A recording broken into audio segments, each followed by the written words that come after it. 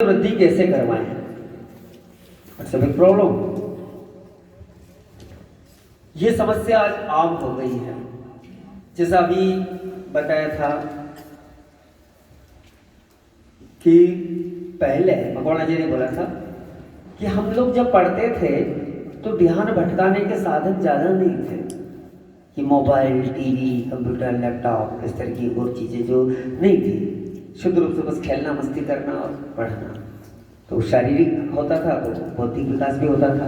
अब आज क्या हो गया है, शहरी क्षेत्रों में तो और भी ज़्यादा हालत खराब है, क्योंकि कहीं वातावरण के कारण, कहीं ट्रैफिक के कारण बच्चों को निकलने ही नहीं दिया जाता है।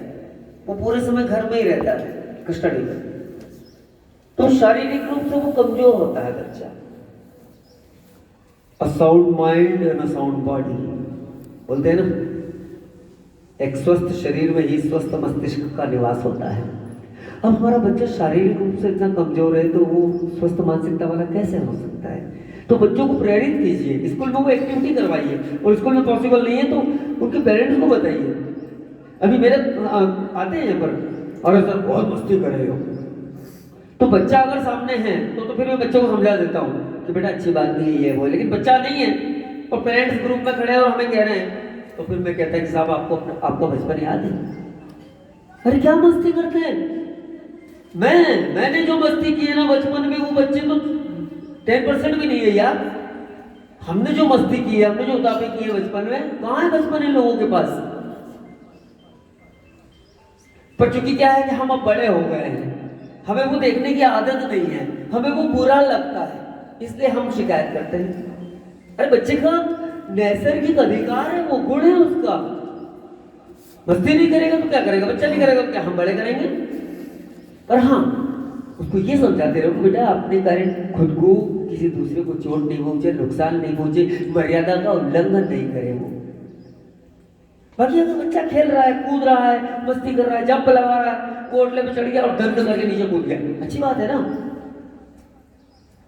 और तो मैंने देखा है मेरे अपने मोहल्ले में, अच्छी जॉब में सेटल है व्यक्ति,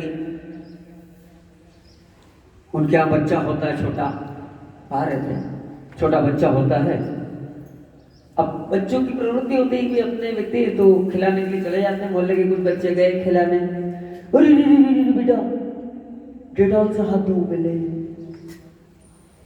डेटॉल से हाथ धो, जंग लग जाएंगे इसको, कौन जाएगा, उसके बाद जाएगी नहीं बच्चे। लेकिन सोचने का विषय ये है कि जिन बच्चों को आपने धूल से बचाया, मिट्टी से बचाया, धुएं से बचाया, वातावरण से बचाया और इतना केयर करके पाला, उनका हाल क्या होगा बताया आपको?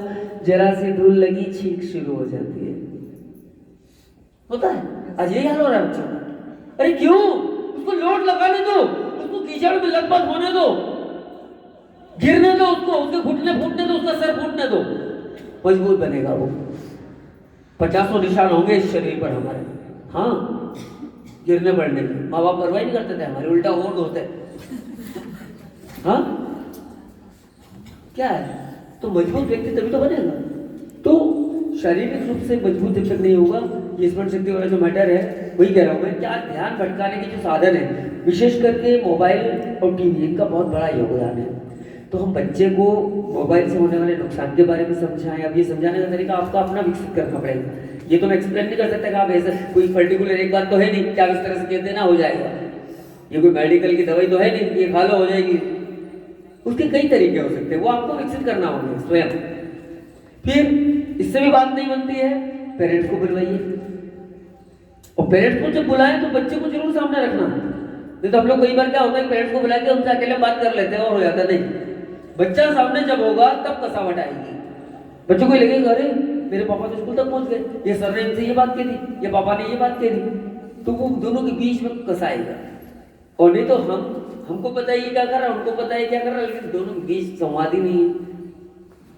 तो बच्चा वहां उस समय उपस्थित होना चाहिए। तो मोबाइल की लत छुड़वाना ये सबसे बड़ी चुनौती है आज हमारे सामने। और उसके लिए मैं तो ये तरीका अपनाता हूँ कि जब भी मोबाइल में भी आप तुरंत फोन लगाओ। मैंने कह रखा अपने पेरेंट्स की मैं 24 घंटे उपलब्ध हूँ आपके लिए, क्योंकि गुरु शिष्य का संबंध दुकान और ग्राहक का नहीं होता कि आपने पैसा दिया, मैंने सामान लिया, बस कल को मेरी मर्जी पड़ी तो उस दुकान से ले आऊंगा। या नहीं होगा? गुरु शिष्य का संबंध जीवन भर का हो जाता है। हम बाध्य है अपने उस बच्चे का सहयोग करने के लिए जीवन भर, जिसको हमने पढ़ाया है। और मैंने कहा कि भाई रात को 12 बजे भी आओगे, मेरा दरवाजा खटखटा सकते हो, मैं ये नहीं कहूँगा कि ये वो टाइम है, आप एनी टाइम फोन कर सकते हो। संडे को कई बार फोन आते हैं लोगों के, अरे सर आपको रविवार में परेशान कर रहे हैं, नहीं अच्छा लगा मुझे, अरे सर ये जिद कर रहा है, ये मोबाइल नहीं छोड़ देगा तो बंद कराओ बंद कराओ, वो बच्चा बात नहीं करता। कल फिर ये सीन अगर आया, फिर उन्होंने फोन लगा दिया, हमने ये क्या रखा है, धीरे छूट गया। कई बच्चों की शिकायत है कि सर आप नहीं मांगता है, कहीं करना पड़ेगा, प्रयास करेंगे तो हो जाएगा। स्मरण शक्ति के लिए कई प्रकार की चीजें हम बताते हैं बच्चों को, जैसे